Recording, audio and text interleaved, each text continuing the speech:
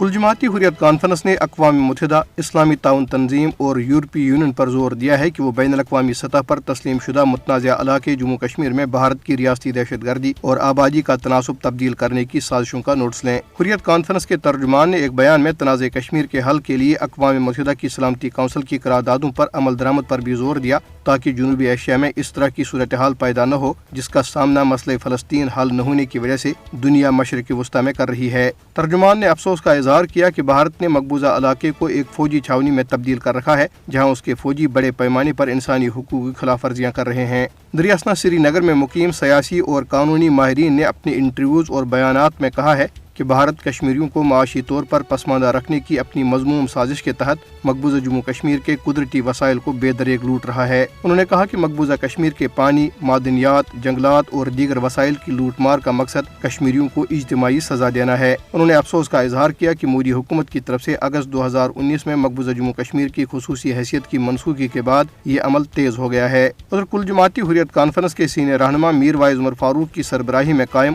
متحدہ مجلس علماء نے سری نگر میں جاری ایک بیان میں انکشاف کیا ہے کہ مقبوضہ علاقے میں فرقہ واریت کو ہوا دینے کی سازش کی جا رہی ہے۔ متحدہ مجلس علماء نے عوام پر زور دیا کہ وہ اپنی صفوں میں اتحاد اور نظم و ضبط برقرار رکھتے ہوئے فرقہ پرست عناصر کے مذموم عزائم کو ناکام بنائیں۔ پاکستان کے نگراں وزیر اعظم انوار الحق کاکڑ نے خبردار کیا ہے کہ اگر بھارت نے آئندہ لوک سبھا انتخابات سے قبل 2019 کی طرح کسی بھی قسم کی جارحیت کی تو پاکستان نئے عزم اور دفاعی صلاحیت کے ساتھ اس کا بھرپور جواب دے گا۔ وزیر اعظم نے ایک ڈیجیٹل میڈیا چینل کے ساتھ پوڈ کاسٹ میں کہا ہے کہ پاکستان بالکل ویسا ہی کرے گا جیسا کہ اس نے 2019 میں کیا تھا۔ ہم ان کے طیاروں کو مار گرائیں گے، ہم اسی طرح جواب دیں گے جس طرح کی جارحیت ہو۔ انہوں نے کہا کہ نہ ہماری گولیاں پرانی ہے اور نہ ہمارا عزم پرانا ہے، ہماری گولیاں بھی نئی ہیں اور ہمارا عزم بھی بالکل نیا اور تازہ ہے۔ انوار الحق کاکڑ نے کہا ہے کہ پاکستان کے رد عمل کے بارے میں کسی کو غلط فہمی نہیں ہونی چاہیے کیونکہ ہمارے پاس اپنے عوام کی حفاظت کے لیے پورا دفاعی نظام موجود ہے۔ انہوں نے کہا کہ تنازع کشمیر کے حل تک جنگ کا امکان موجود رہے گا اور کوئی بھی چیز جنگ کا باعث بن سکتی ہے۔